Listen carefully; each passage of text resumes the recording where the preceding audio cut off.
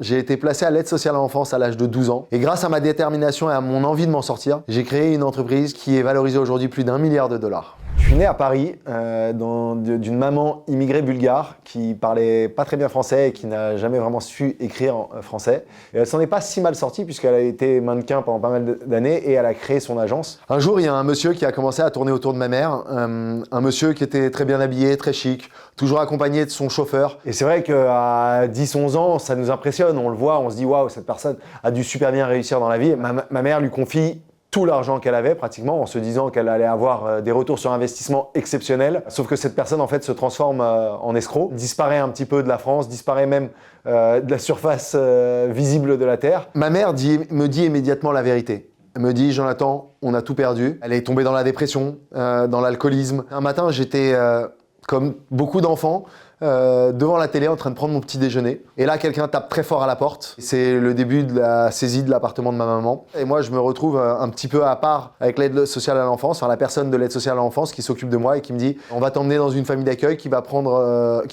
s'occuper de toi, mais ne t'inquiète pas, tout ira bien. » Le plus difficile, toutes ces années placées à l'aide sociale à l'enfance, ça a été la honte. C'est très difficile pour un enfant de dire ouais, « Moi, je suis là, je suis dans ce collège, mais en fait, non, j'habite pas là. Je suis placé dans une famille d'accueil ou je suis dans un foyer. »